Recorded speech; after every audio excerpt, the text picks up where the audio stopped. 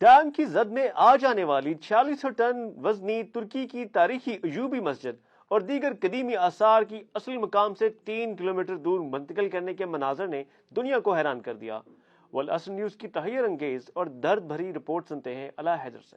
دریائے دجلہ کے کنارے واقع حسن کیف ترکی کا 12,000 سال پرانا قصبہ ہے، جسے تہذیبوں کا گہوارہ کہا جائے تو بے جانا ہوگا۔ یہاں زمین کے اولین انسانوں کے نشانات سے لے کر کانسی کے ادوار کی غاریں، رومی و بازنطینی سلطنتوں کے باقیات، قرون وسطیٰ کے عربوں، سلجوقوں اور ایوبی حکمرانوں کے آثار موجود ہیں۔ حسن کا مطلب عربی میں قلعہ اور کیفا قدیم شامی زبان میں پتھر کو کہا جاتا ہے۔ حسن کیفا وقت گزرنے کے ساتھ ساتھ حسن کیف بن گیا۔ پتھروں کا قلعہ کہلایا جانے والا یہ قصبہ عالمی سطح پر اس وقت خبروں کی چمکتی روشنیوں کی زد میں آ گیا جب اس تاریخی قصبے کی مساجد مزارات کو دریائے دجلہ پر بننے والے متنازع الیسو ڈیم کے نتیجے میں نابود ہو جانے کا خطرہ سامنے آیا۔ زندہ قومیں اپنے آثار کی حفاظت کرتی ہیں اور ترک حکومت کی جانب سے اپنی زندگی کا ثبوت اس تاریخی قصبے کی 83 یادگاروں کو بنیادوں سمیت دوسرے مقام پر منتقل کرنے کے فیصلے نے دیا۔ 610 سال قدیم 4600 ٹن وزنی مسجد کو بنیادوں سمیت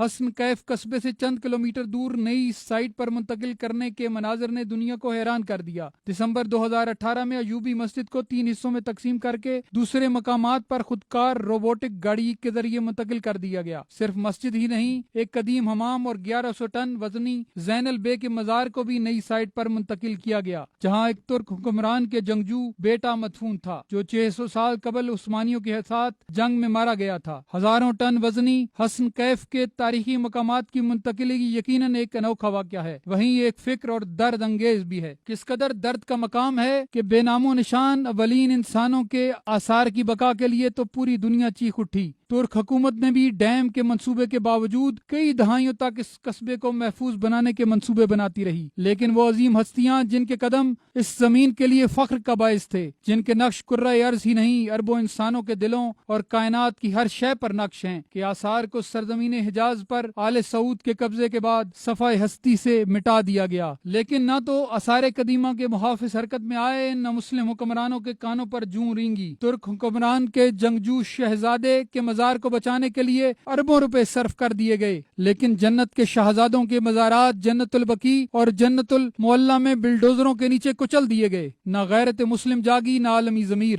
جس مقام پر خاتون جنت تشریف لائیں، جہاں امہات المومنین اور صحابہ کرام آسودہ خاک تھے، ان سب مقامات کو جدید دنیا کے سامنے زمین بوس کر دیا گیا، حتیٰ کہ بادشاہوں کی گزرگاہ بنانے کے لیے خیر البشر خاتم الانبیاء محمد مصطفیٰ کی جائے پیدائش کو بھی تاراج کر دیا گیا۔